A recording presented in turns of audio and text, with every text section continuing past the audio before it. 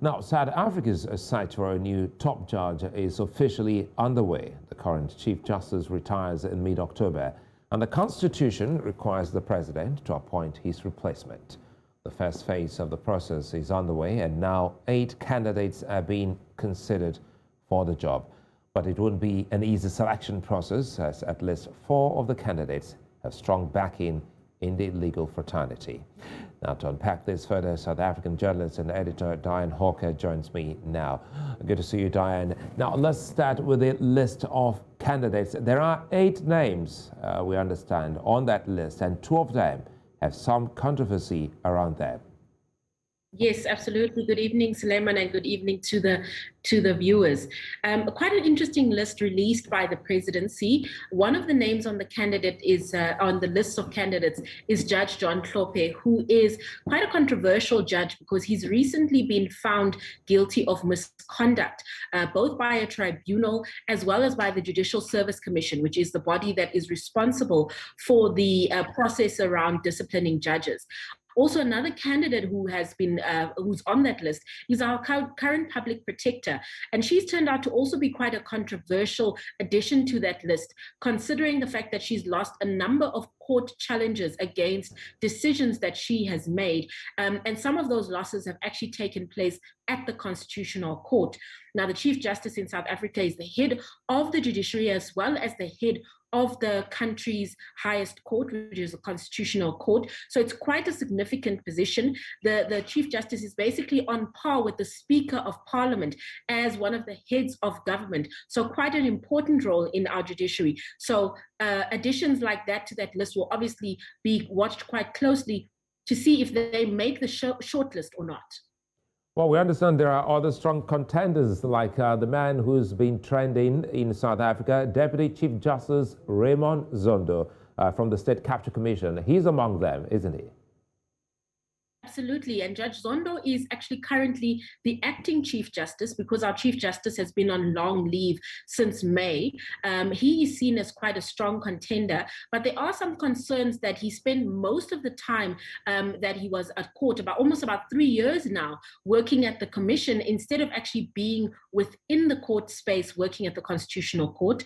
The other strong contender is Justice Mandisa Maya, who is the current head of the Supreme Court of Appeal. The Supreme Court of Appeal is the second highest court in South Africa, based in Bloemfontein, and she's seen as quite a strong contender, the only woman on that list, in fact, and because she's been in a leadership role, she is also a very strong advocate for making sure that women are able to ascend within South Africa's judiciary, and she does have the backing of a number of people in the legal fraternity, as well as some of the magistrates who form part of the Magistrates Commission.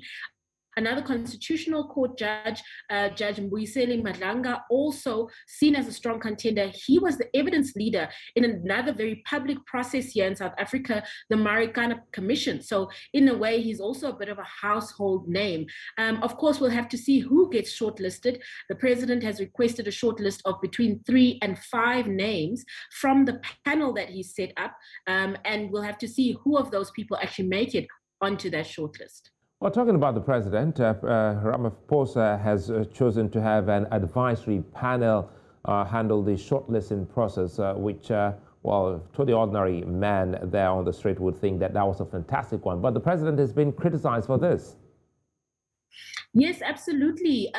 The Constitution isn't actually clear on how specifically the president should select the candidate, which leaves it open for every president to really make their own process as they go along.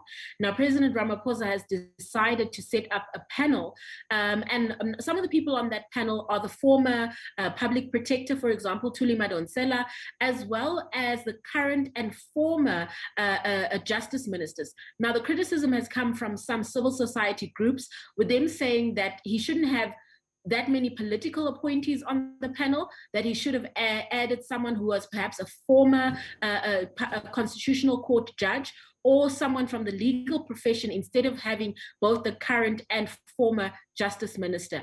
But it seems like the president is going to continue with the process that he has chosen because he hasn't responded to those complaints. And quite frankly, there isn't really anything at present that can be done because the Constitution doesn't set out how that process should actually be done. Are there more criteria that these panel will use in its selection process?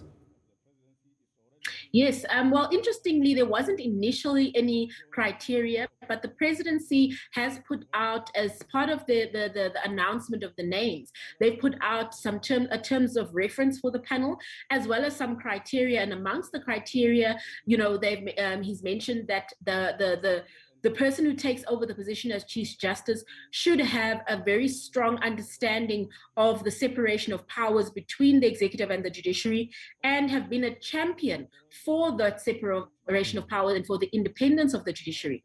He's also said that they should have a very strong understanding of human rights issues, and made specific reference to the rights of members of the LGBTQI community, which, as we know, globally has also become quite an important issue. So those are the parameters that have been set out for the first time, really, that we have some specific parameters set out for the selection of a Chief Justice. And the panel will be also getting comments from the general public.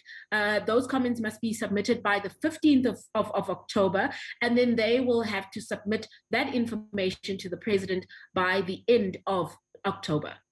So going forward, what are we likely to see now with this team? Okay, as I mentioned, they will have to get the public comments, and after that, we'll then have to submit their list of names to the president. The president will then be able to select a representative. He might even select more than one person who can then be interviewed by the Judicial Service Commission. The Judicial Service Commission is constitutionally mandated to basically oversee the appointment of judges.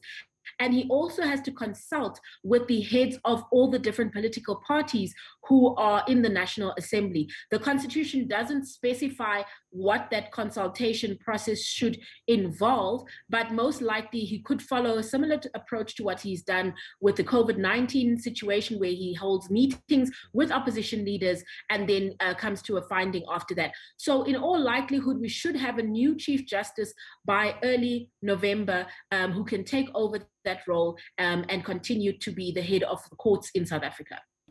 Diane O'Hawke, many thanks for your time.